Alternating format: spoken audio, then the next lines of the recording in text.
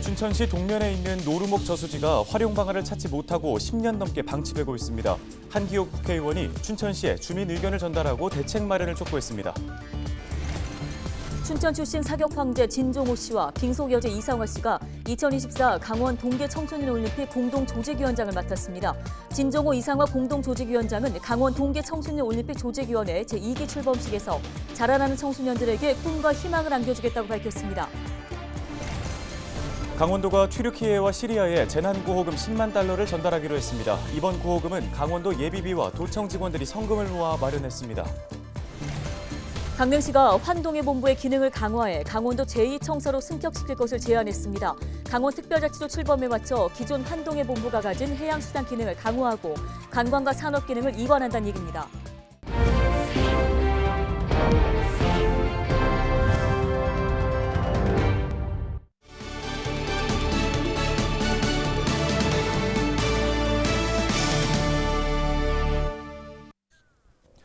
시청자 여러분 안녕하십니까? 헬로티비 뉴스입니다. 첫 소식입니다. 춘천시 동면에는 10년 넘게 방치되고 있는 저수지가 있습니다. 바로 노루목 저수지인데요. 네, 수년째 활용 방안을 찾지 못하고 있는 상황인데 주민들과 지역 의원이 나서 춘천시의 개발 대책 마련을 요구하고 나섰습니다. 전소현 기자입니다. 오래돼 색이 다 바랜 책상과 의자가 널브러져 있습니다. 곳곳엔 먹다 버린 음료수 캔부터 폐자재들까지 온갖 쓰레기들이 버려져 있습니다. 춘천시 동면 노루목 저수지의 모습입니다.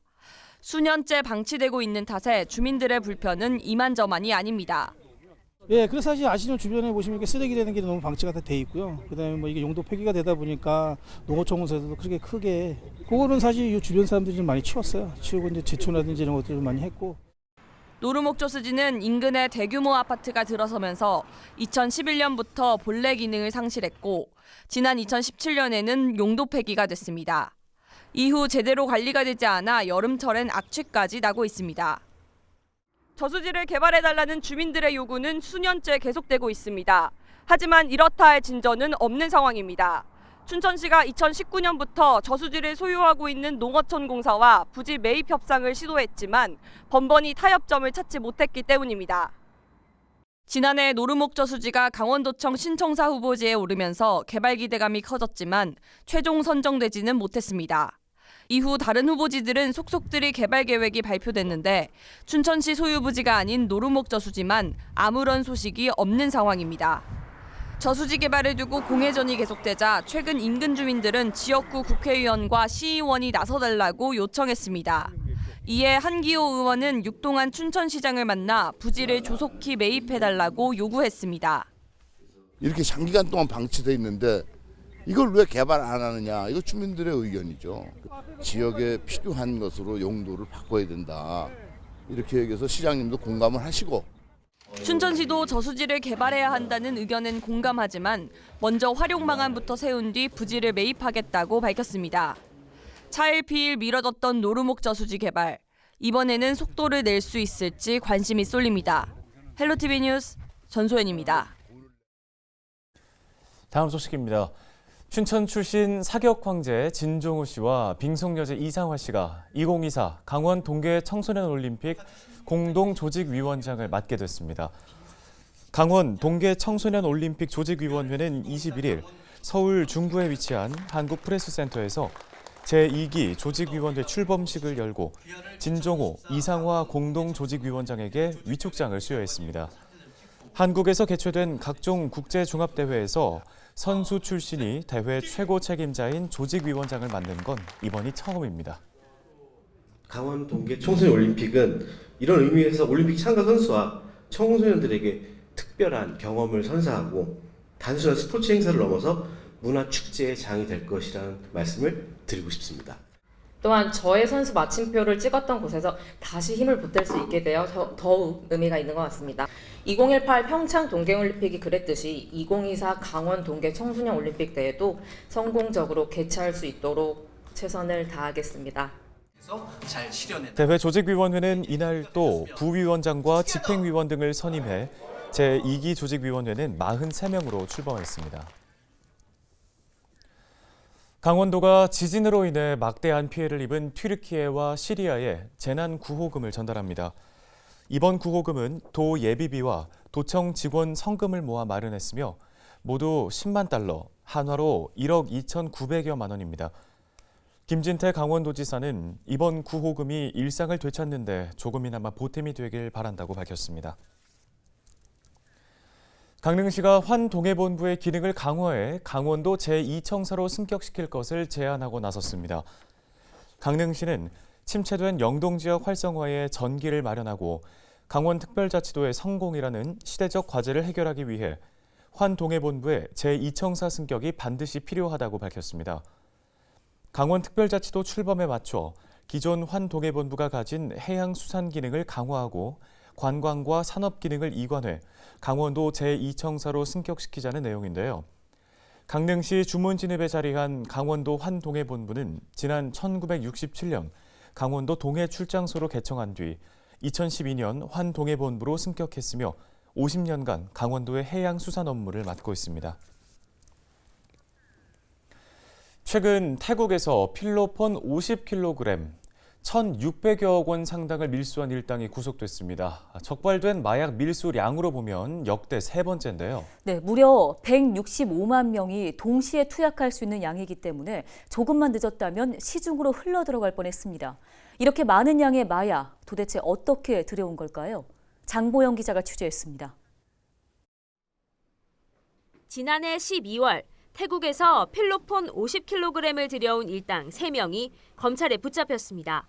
한화로 약 1,600여억 원 상당, 한 번에 165만여 명이 투약할 수 있는 양입니다. 지난 1월 초 검찰은 대구 수성구에 있는 빌라에 담배 밀수범이었던 63살 A씨를 체포하러 갔다가 우연히 A씨가 밀수한 필로폰을 꺼내는 것을 목격하고 현장 검거했습니다. 다행히 필로폰이 시중에 유통되기 전이었습니다.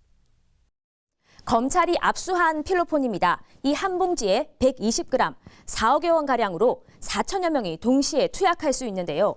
밀수업자들은 390여 개의 이 필로폰 봉지를 화물 운반대에 싣고 몰래 들여왔습니다.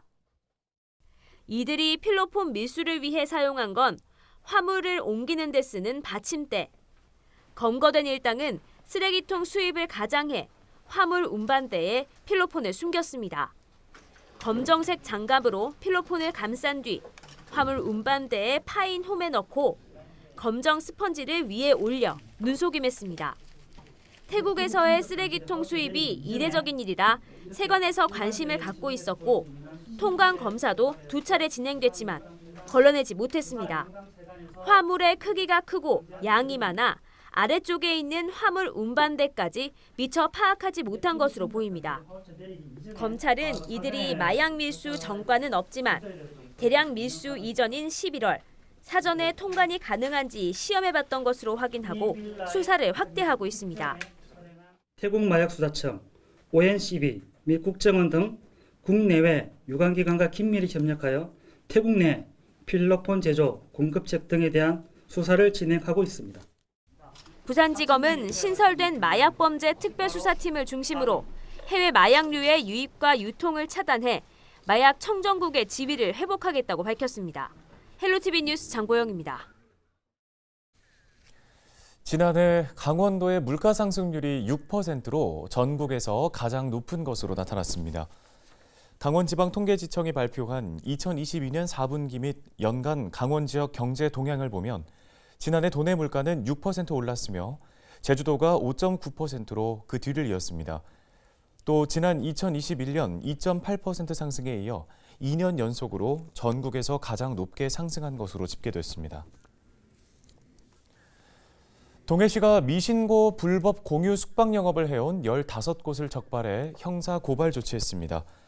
점검한 불법 숙박업소는 모두 124곳으로 단속 예고를 통해 32곳은 적법하게 영업 신고를 마쳤으며 77곳은 영업을 중단했습니다.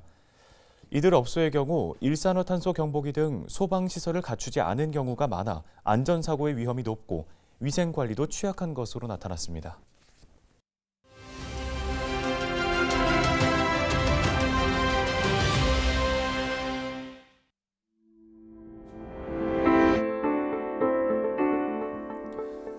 최근 지속적인 은행권 금리 인상에 서민들의 경제적 어려움은 갈수록 가중되고 있습니다. 지난해 예금은행의 중소기업 대출 중 금리가 5% 이상인 대출의 비중은 28.8%로 지난 2013년 이후 9년 만에 최고를 기록했는데요. 이는 전년보다 무려 9.6배나 커진 겁니다. 자, 이런 가운데 시중은행들이 성과급과 퇴직금 등으로 돈잔치를 벌인다는 소식은 서민들의 마음을 더욱 무겁게 만들고 있습니다. 정부와 여론의 비판 목소리가 높아지자 은행권이 부랴부랴 금리 인하 정책을 내놓기 시작했는데요. 먼저 KB국민은행은 오는 28일부터 주택담보대출과 전세자금대출 금리를 최대 0.55%포인트 낮추기로 결정했습니다. 또 우리은행의 경우에는 21일부터 우대금리를 늘리는 방식으로 사실상의 실질금리를 낮췄습니다. 금리 인하가 기대만큼 이루어지진 않겠지만 금리 인상에 대한 불안감은 덜어줄 수 있을 것으로 보이는데요. 서민들은 3년 후 금송아지보다 당장의 물 한 모금이 필요합니다. 데일리 브리핑이었습니다.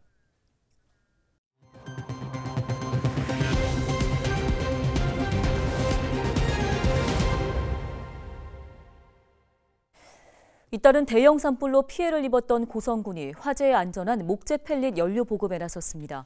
고성군은 이를 위해 목재 펠릿 생산 시설을 새로 짓고 펠릿 연료를 연간 240톤씩 생산한다고 밝혔습니다.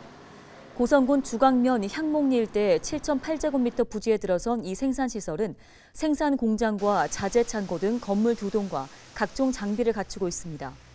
해당 시설에선 산불 피해목 등 목재를 톱밥으로 만들고 다시 이를 가공해 펠릿 연료를 생산하고 있습니다.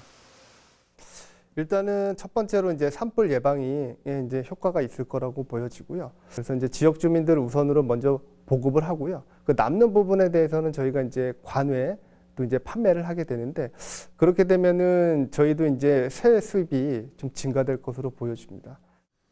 고성군은 앞으로 산림 인접 지역의 화목 보일러 사용 가구에 펠릿 연소기 교체 비용을 지원해 산불 위험을 낮춘다는 계획입니다. 21일 인제군 기린면 일원에서 기린 국민체육센터 준공식이 열렸습니다. 국민체육센터는 수영장과 헬스장, 영화관 등의 시설을 갖췄는데요. 체육시설은 22일부터 주민들에게 개방되며 영화관은 다음 달 6일부터 운영됩니다. 원주시가 다음 달 10일까지 지역 물가 안정에 기여하는 착한 가격 업소 106곳을 신규 모집합니다. 착한 가격 업소에 선정되면 250만 원 상당의 시설 환경 개선비와 공공요금을 지원하며 소상공인 경영 안정자금 금리 지원도 받을 수 있습니다. 지정을 희망하는 업소는 신청비를 구비해 원주시청 경제진흥과로 방문하거나 전자우편을 통해 접수할 수 있습니다.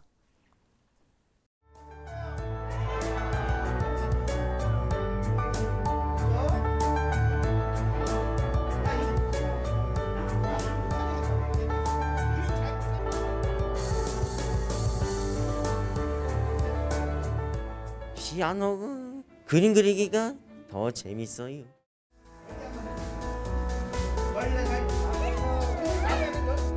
발달장애 학생들에서 IT를 접근한다는 게 정말 학생들도 즐겁고 유쾌하다는 걸 본인이 느꼈습니다.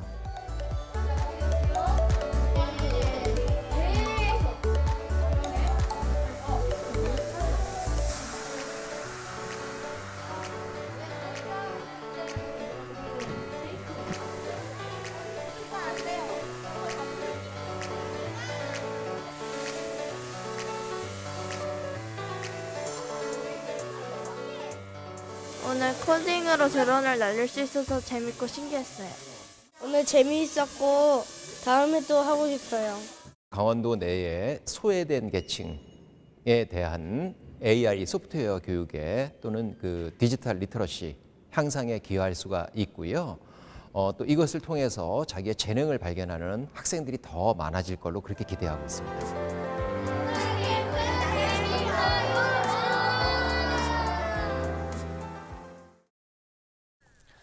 오늘 준비한 소식은 여기까지입니다. 네, 시청해주신 여러분 고맙습니다.